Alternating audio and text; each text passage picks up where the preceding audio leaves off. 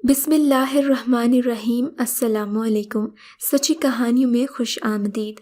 ہم آپ کو سبق آموز اور حقائق پر مبنی ایسی کہانیاں سناتے ہیں جس سے نہ صرف آپ کو زندگی کے مختلف پہلوؤں کے بارے میں معلومات ملتی ہے بلکہ آپ اپنے ارد گرد پھیلے کرداروں کو اچھی طرح سمجھ پاتے ہیں۔ ہماری کہانیوں کا مقصد آپ کو آگاہی دینا ہے، اس لیے کسی بھی کہانی کے بارے میں کچھ بھی لکھنے سے پہلے ہماری پوری کہانی کو سن لیجیے۔ چلیے شروع کرتے ہیں آج کی کہانی۔ جب وہ نوکری کے لیے میرے پاس آیا تو میں اس حسن کو دیکھتی رہ گئی۔ سیدھا سادہ بھولا بھالا نوجوان سادہ سے کپڑوں میں ملبوس تھا۔ سرخ و سفید رنگت، دراز قد، پہاڑوں کا باسی مگر نرم ہو، سخت ضرورت مند نظر آتا تھا۔ اس نے اپنا نام ساجد بتایا۔ تم کہاں کے رہنے والے ہو اور کیا تعلیم ہے؟ کہنے لگا، مردان کا رہنے والا ہوں، میٹرک پاس ہوں، گاڑی چلانا بھی جانتا ہوں۔ اس نے اپنی جگہ کا نام بھی بتایا۔ میں نے کہا، شام کو سابقہ ملازمت کے متعلق کاغذات لیتے آنا، میرا بیٹا دیکھ لے گا۔ میرے جواب دینے پر وہ وہاں سے چلا گیا مگر میرے ذہن پر اپنے شفاف لہجے کے گہرے نقوش چھوڑ گیا۔ مجھے بیوہ ہوئے 14-15 سال گزر گئے تھے۔ تب سے ابھی تک کسی مرد میں دلچسپی محسوس نہیں ہوئی تھی۔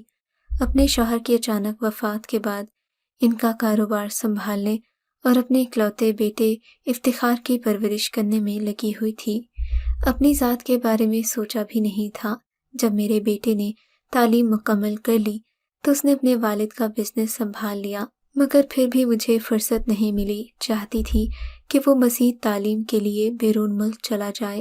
سوچ رہی تھی کہ کوئی شریف اور اچھا معاون مل جائے، میرے ساتھ کاروبار میں ہاتھ بٹا سکے تو بیٹے کے ہوتے اسے رکھ لوں تاکہ وہ ٹرینڈ ہو جائے۔ اسی اثنا میں ہمارے پرانے محافظ نے اپنے علاقے واپس جانے کا فیصلہ کر لیا تو نئے محافظ کی ضرورت پیش آ گئی۔ تبھی میں نے قیوم لالا سے کہا کہ آپ ہی کوئی بھروسے کا آدمی لا دیں جو آپ کی جگہ کام کر سکے۔ ملازمت کے سلسلے میں تبھی ساجد آیا تو مجھے پہلی نظر میں اچھا لگا۔ ساجد کو لالا ہی لے کر آیا تھا۔ میرے بیٹے نے اس کے بھروسے کا آدمی سمجھ کر رکھ لیا۔ واقعی یہ لڑکا نیک تھا۔ دیانتداری سے کچھ عرصہ کام کیا تو میں نے اسے اپنی تعلیمی قابلیت بڑھانے کی ترغیب دی۔ وہ خود بھی پڑھنا چاہتا تھا مگر حالات کی وجہ سے پڑھ نہیں سکا۔ وہ ایک یتیم لڑکا تھا جس کا خاندان خانہ جنگی کی نظر ہو چکا تھا۔ چچا نے اس کی پرورش کی تھی مگر چچی کی بدسلوکی کے باعث اب وہ مزید وہاں رہنا نہیں چاہتا تھا۔ میرے کہنے سے ساجد نے شام کے کالج میں داخلہ لے لیا۔ وہ محنتی اور ذہین تھا۔ صبح سے 5 بجے تک میرے بیٹے کے ساتھ آفس میں ہوتا اور شام کو کالج چلا جاتا۔ رات کو کھانا کھا کر ہمارے دیے ہوئے کوارٹر میں چلا جاتا تھا۔ جلد ہی اس نے بزنس کے رموز بھی سیکھ لیے۔ اسے آفس ورک بھی سونپ دیا۔ اس کی جگہ ایک اور شخص کو میں نے محافظ رکھ لیا۔ روز اول سے ہی مجھے اس کے ساتھ لگاؤ ہو گیا۔ اسی وجہ سے اس کی حلیمی، سنجیدگی اور فرما برداری بہت اچھی لگتی تھی۔ اس نے اندازہ کر لیا کہ کھرا آدمی ہے اور جھوٹ بولنے والے لوگوں میں سے نہیں ہے۔ میرا اندازہ درست نکلا۔ اس نے بڑی جانفشانی سے ہر کام کیا جو بھی میں نے اس کے ذمہ لگایا تھا، کیا تو ہمارے دل میں جگہ بنا لی۔ میں اس کے ہر مسئلے میں دلچسپی لیتی۔ اس کے زیادہ تر مسائل اپنی پڑھائی کے بارے میں ہوتے تھے۔ جس چیز کی اسے ضرورت ہوتی میں فوری طور پر اسے مہیا کر دیتی۔ اس کے امتحان ہوتے تو ہم اسے ان دنوں میں چھٹی دے دیتے اور وہ پوری یکسوئی کے ساتھ پرچے دیتا۔ یوں اس نے گریجویشن مکمل کر لی۔ میرے جیٹھ عرصہ دراز سے لندن میں سکونت پذیر تھے۔ انہی دنوں وہ پاکستان آئے۔ میرے بیٹے سے کہا کہ تم میرے پاس لندن آ جاؤ، بزنس میں ماسٹرز کر لو، میرے گھر رہو گے تو ہر طرح سے تمہارا خیال رکھا جائے گا۔ دراصل ان کا ارادہ میرے بیٹے سے اپنی بیٹی کی شادی کرنے کا تھا، اسی لیے وہ میرے بیٹے کو اپنے ساتھ لے جانے پر مصر تھے۔ میرا ایک ہی بیٹا تھا۔ میں نہیں چاہتی تھی کہ مجھ سے جدا ہو۔ وہ اپنے والد کے بزنس کو بھی سنبھالے ہوئے تھا مگر تایا کے جوش دلانے پر وہ نئی دنیا میں جانے کے خواب آنکھوں میں بسا کر بزنس میرے حوالے کر کے لندن چلا گیا۔ شادی سے پہلے میں نے بزنس ایڈمنسٹریشن میں ڈگری لی تھی۔ जबकि शौहर के कारोबार को मैंने ही संभाला हुआ था। कारोबार चलाने का मुझे तजुर्बा था, मगर अब अपने बेटे के बगैर खुद को अकेला महसूस कर रही थी। ऐसे में अगर किसी को सहारा बना सकती थी तो वो साजिद ही था। वो अपने घर-बार से महरूम, रिश्तेदारों से टूटा हुआ था। ऐसे में उसे भी किसी सहारे की ज़रूरत थी। तभी उसने मेरे कहने पर तालीम मुकम्मल की और इस कदर मेहनत की कि बीकॉम किया और फिर अपनी एमबीए के ज़रिए तालीम मुकम्मल कर ली। जिस रोज़ मेरा बेटा लंदन रवाना हुआ, मैं खूब रोई थी। उसने मेरे दुख को महसूस करते हुए मुझे तसल्ली दी। कहा कि आप मुझ पर भरोसा करें, आपको मायूस नहीं होने दूंगा। उसके इन अल्फाज से मैंने खुद को तवाना महसूस किया। उस वक्त मुझे अपने महरम वजूद का शिद्दत से एहसास हो रहा था। तमाम जिंदगी महरूमी में गुजारने का कलक भी आज के दिन ही हुआ। जिस बेटे के लिए उम्र के सुनहरे दिन बेवकी में गुजारे, उसे पाला पोसा बड़ा किया, वही मुझे छोड़कर समंदर पार चला गया। मैं अपने कमरे में बैठी माजी की यादों में गुम थी। आज अज़दवाजी ज़िंदगी का पुरआसाइश दौर याद आ रहा था। ऐसे में हमदर्दी के चंद अल्फाज के लिए मेरा मुआविन साजिद सामने आया तो नज़रें उसके गमगुसार चेहरे पर जम गईं। उसने मुझे इंतहाई खुलूस से दिलासा दिया। वो मुझे बहुत अच्छा लगा। मुझे उसके साथ 5 साल गुजारने के बाद एक पुख्ता और मजबूत इंसान उसमें नज़र आता था।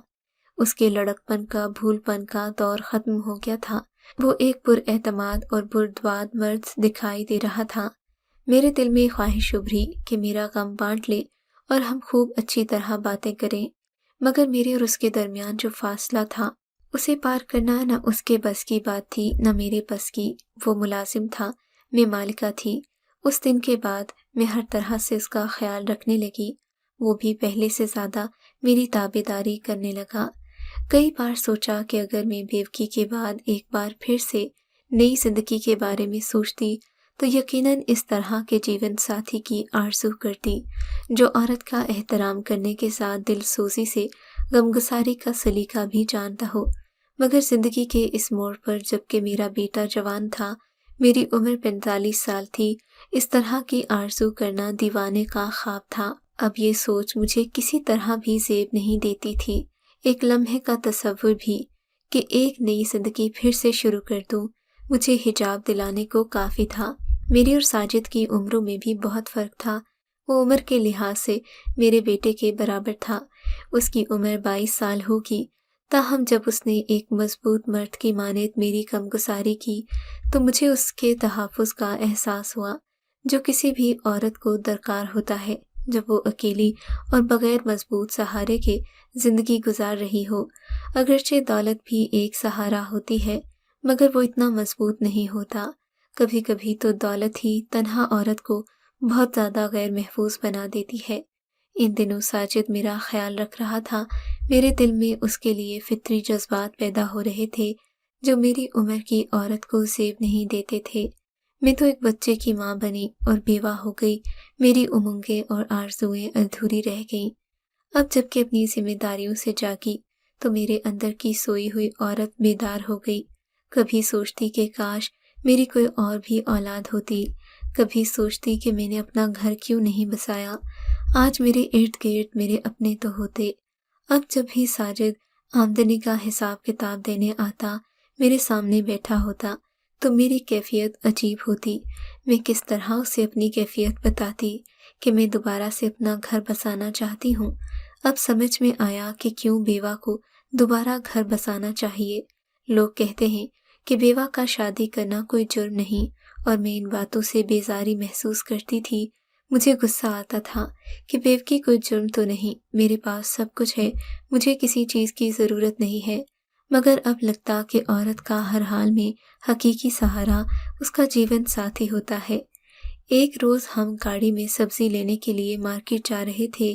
कार एक जगह सिग्नल बंद होने के बायस रुकी। एक बूढ़े भिखारी ने हाथ फैलाकर कहा, कुछ दे दें, भूखा हूँ, अल्लाह आपकी जोड़ी सलामत रखे। मैंने 50 रुपए उसको दिए और कार आगे बढ़ा दी। कन अखियों से साजिद की तरफ देखा, वो भी कुछ शर्मिंदा सा हो गया। तभी उसकी खिफ़त मिटाने को मैंने कहा, तौबा है, कभी कभी ये भिखारी भी ना कोई अनहोनी बात कह देते हैं। اب اس عمر میں بھی کوئی عورت بیاہتا ہو سکتی ہے؟ کیوں نہیں؟ ماشاءاللہ آپ کسی طرح بھی زیادہ عمر کی نہیں لگتی، جبکہ اپنی قامت کی وجہ سے آپ سے عمر میں زیادہ لگتا ہوں۔ اس کی بات سن کر میرے دل میں تو مسرت کا دریا بہنے لگا۔ میں نے کہا، انسان کو سمارٹ رہنا چاہیے، اپنے آپ کا خیال رکھنا چاہیے۔ ساجد، تم کام میں ایسے مگن ہو گئے ہو کہ تمہیں اپنا ہوش نہیں رہا۔ کہنے کو تو میں نے کہہ دیا، مگر یہ بات کر کے خود شرمندہ ہو گئی۔ مجھے خفیف دیکھ کر اس نے میری خفت کو دور کرنا چاہا۔ میڈم، صحیح بات ہے، آپ واقعی اپنی عمر سے 10 سال کم لگتی ہیں، بس رہنے بھی دو۔ تم مبالغہ آرائی سے کام لے کر مجھے غلط فہمی میں مبتلا کر رہے ہو۔ میڈم، میں تو حقیقت کہہ رہا ہوں، اب بھی آپ شاندار ہیں، خود سے بے شک غافل رہتی ہیں۔ آپ نے زندگی میں کیا دیکھا ہے؟ آپ کو تو صرف اپنے بچے کی پرورش اور مستقبل کی فکر لگی رہتی تھی۔ دن رات اسی دھن میں سرگردہ رہیں، چاہیں تو نئی خوشیاں حاصل کر سکتی ہیں۔ کیا کہہ رہے ہو ساجد خان؟ میں ہنس پڑی۔ کیا مجھے بہلا رہے ہو؟ نہیں نہیں۔ اسے احساس ہوا کہ وہ حد سے بڑھ گیا، تبھی معذرت خواہانہ انداز میں بولا، معافی چاہتا ہوں، شاید آپ کو میری باتیں ناگوار گزری ہیں، نہ جانے بے خیالی میں کیا کہہ گیا۔ یہ بات نہیں، مگر تم ہی سوچو، جبکہ آج کم سی لڑکیاں گھروں میں بن بیاہے بیٹھی ہیں، مجھ جیسی لڑکی سے کون شادی کرے گا؟ پھر وہ تھوڑی دیر چپ رہا۔ اگر آپ ناراض نہ ہوں تو ایک بات کہنے کی جسارت کروں؟ کہو ساجد۔ میں آپ سے شادی کی آرزو رکھتا ہوں، مجھے آپ کی چاہت ہے، اگر آپ چاہیں تو۔ میں اس کی دیدہ دلیری اور جرأت پر حیران رہ گئی۔ کبھی سوچا بھی نہیں تھا کہ ایسا مطیع اور فرما بردار ملازم کبھی اتنی بڑی بات کہہ دے گا۔ میں یکدم خاموش ہو گئی۔ وہ سمجھا کہ ناراض ہو گئی ہوں، تبھی اس کو بھی سانپ سونگ گیا۔ کچھ دیر خاموشی کے بعد بولا، میڈم مجھے معاف کر دیں، میں آپ سے یہ بات کر کے بہت شرمندہ ہوں۔ میں نے خود کو سنبھالا، دل کی دھڑکنوں کو قابو کیا اور کہا، میں تم سے ناراض نہیں ہوں ساجد، تم واقعی بہت اچھے ہو، مگر ہماری عمروں میں بہت فرق ہے۔ تم نے محض مجھ سے ہمدردی کے تحت ایسی بات کہی ہے، مگر جذباتی فیصلوں پر ہمیشہ انسان کو پچھتانا پڑتا ہے۔ اس نے پرعزم لہجے میں کہا، اب سے ایسی بات کہنا گستاخی تو ہو سکتی ہے، مگر یہ جذباتی فیصلہ بالکل نہیں ہے۔ میں نے بہت سوچ سمجھ کر یہ بات کہی ہے۔ میری اور تمہاری عمر کا اتنا فرق ہے ساجد کہ میں اب تمہارے بچوں کی ماں بھی نہیں بن سکتی۔ میں اس عمر سے بھی آگے نکل گئی ہوں جب تمہاری عمر کے لوگ شادی کے بعد بچوں کی آرزو کرتے ہیں۔ آپ کی اولاد ہے، خدا آپ کے بیٹے کو سلامت رکھے۔ میں ضروری نہیں سمجھتا کہ میری اولاد ہو۔ تبھی مجھے لگا کہیں یہ میری دولت پر نظریں نہ جمائے ہو۔ خود سے چھوٹے بندے سے شادی کرنے کا مطلب تو بڑھاپے میں خود کی مٹی پلید کرنا ہے۔ اچھا تم سوچ لو، میں بھی سوچ کر جواب دوں گی۔ اب میں سخت کشمکش میں تھی۔ دل کہتا تھا کہ اس پیشکش کو مان لو، دماغ کہتا تھا نہیں، ابھی وقت بیت گیا ہے۔ انسان اتنے بھی اچھے نہیں ہوتے، اچھے اچھے مرد بھی فریب دے جاتے ہیں، کہیں یہ دھوکہ نہ ہو۔ کافی دن ہم دونوں چپ چاپ رہے، مگر یہ چپ بے معنی نہیں تھی۔ طوفان اندر ہی اندر پل رہا تھا، میں راتوں کو سو نہیں سکتی تھی۔ بالآخر میرا ذہن اور وجود تھک گئے، میں بیمار پڑ گئی۔ اب گھر میں کون تھا ساجد کے سوا؟ اسے میری تیمارداری کرنا تھی، ڈاکٹر کے پاس لے جاتا، میری دوا لانا ہوتی یا کچھ بھی، یہ سب اکیلے میں کرتا تھا۔ واقعی اکیلی عورت کو کسی مضبوط مرد کے سہارے کی ضرورت ہوتی ہے۔ مجھے بھی یقیناً ساجد سے محبت نہیں تھی، مگر وہ میری ضرورت بن گیا تھا۔ اس نے ہمیشہ اپنے صاف ستھرے طرز عمل سے ایسی جگہ بنا لی تھی کہ میں نے ذہن میں اسے جیون ساتھی کا درجہ دینا شروع کر دیا۔ آدمی ہر لمحہ ایک ہی بات سوچتا رہے اور اس کشمکش سے نکل بھی نہ سکے، تب ایک دن ضرور وہ اپنی قوتیں کھو بیٹھتا ہے۔ ہر پل سوچنے سے میرے بھی اعصاب جواب دے گئے، سر میں درد رہنے لگا۔ میں نے بزنس کے معاملات سے ہاتھ اٹھا لیا، تمام امور ساجد کے ذمہ ہو گئے۔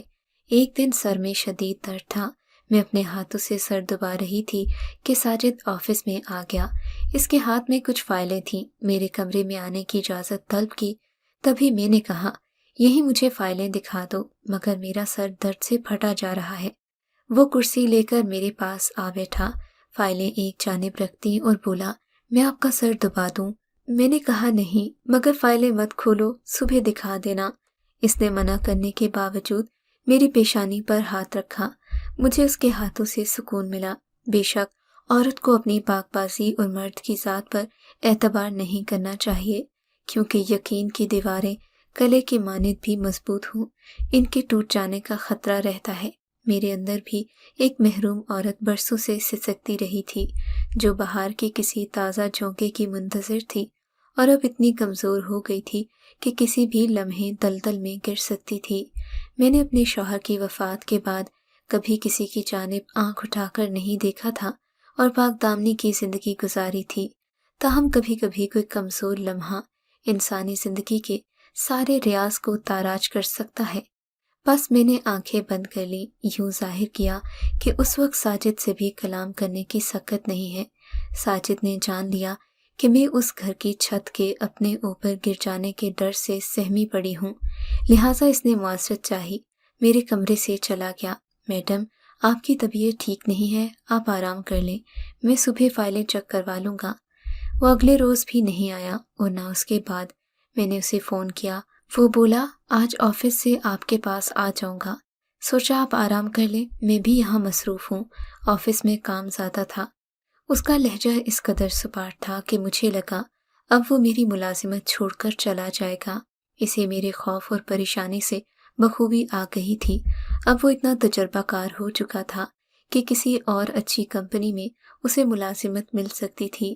شام کو وہ آ گیا کچھ کاغذات پر دستخط کروانے، وہ بھی میں نے کر دیے۔ تب اس نے کہا میڈم، آپ نے میری درخواست کا جواب نہیں دیا، شاید اتنے اہم فیصلے سے آپ ڈرتی ہیں۔ آپ کو مجھ پر اعتبار نہیں تو کوئی بات نہیں، ہم اس بات کو بھلا دیتے ہیں جیسے ہمارے درمیان کوئی بات ہی نہ ہوئی ہو۔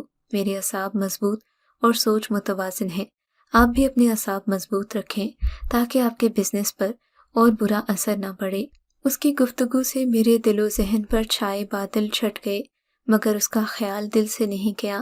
نہ چاہتے ہوئے بھی میں نے کہہ دیا، مجھے ایک سہارے کی ضرورت ہے، میرے بیٹے کو خدا سلامت کرے، مگر وہ اپنی نئی زندگی میں گم ہو گیا ہے۔ مجھے معلوم ہے میں واقعی اپنا گھر بسانا چاہتی ہوں، مگر تمہارے بارے میں سوچتی ہوں کہ تمہیں اس میں خسارہ ہوگا، جبکہ مجھے نہیں، مجھے بھی خسارہ نہیں ہے۔ وہ بولا، میں نے بہت سوچ سمجھ کر فیصلہ کیا ہے۔ تو ٹھیک ہے، مگر میں اپنے بیٹے سے کیسے کہوں کہ اس عمر میں شادی کی طلبگار ہوں؟ آپ اپنے جیٹ کو کہیے، وہ یورپ میں ہیں جہاں اس معاملے میں لوگ اور طرح سوچتے ہیں، یقیناً وہ آپ کی مدد کریں گے۔ بڑی ہمت کے بعد میں نے اپنے جیٹ کو فون کر دیا، ان کو اپنے مسئلے سے آگاہ کیا۔ وہ بولے، آپ ضرور شادی کر لیں، آپ کے بیٹے کو میں سنبھال لوں گا، مگر بزنس کی مالک آپ ہی رہیے گا، کسی اور کو مالک نہ بنائیے گا۔ جیٹ کی اجازت سے میں نے ساجد سے نکاح کر لیا۔ انہوں نے میرے بیٹے کو بعد میں آگاہ کیا، مگر اسے اس بات پر قبول نہ کر سکے کہ وہ ماں کی دوسری شادی کو قبول کرتا۔ وہ سخت برہم ہوا، اس نے مجھ سے قطع تعلق کروا لیا۔ کچھ عرصے بعد پاکستان آ کر بزنس اپنے نام کروا لیا اور مجھے صرف مکان اور زیورات لے کر تمام سرمایہ خود لے گیا۔ بیٹے کو بزنس کا سارا سرمایہ دیکھ کر میں خوش تھی، مگر کاش وہ مجھ سے راضی ہو جاتا، کیونکہ میرے سرمایہ کا لالچ ساجد کو نہیں تھا۔ اسے ایک اور جگہ اچھی تنخواہ پر ملازمت مل گئی۔ عقد ثانی کر کے میں نے اپنا بیٹا کھو دیا۔ اگر میں نکاح نہ کرتی تو بیٹا نہ کھوتی۔ مجھے ساجد سے کوئی شکوہ نہیں، اس نے عمر کے فرق کے باوجود واقعی مجھ سے سچی محبت کی، میرا اتنا خیال رکھا کہ ذرا بھی تکلیف نہیں ہونے دی، مگر میرا دل اس کی ساری محبت پا کر بھی بے سکون رہا، کیونکہ جس بیٹے کی جوانی کے سنہری دنوں کو قربان کر کے میں نے اسے پروان چڑھایا تھا، آج مجھ سے ملنا بھی اسے گوارا نہیں ہے۔ شاید میرا دوسرا نکاح اس کے لیے کسی جرم سے کم نہیں ہے۔ آپ کو اگر یہ کہانی اچھی لگی ہے تو اس ویڈیو کو لائک کیجیے اور اس طرح کی مزید کہانیاں سننے کے لیے ہمارے چینل کو ضرور سبسکرائب کیجیے۔ کہانی سننے کا شکریہ۔ آپ سے ملاقات ہوگی اگلی ویڈیو میں، تب تک کے لیے اللہ حافظ۔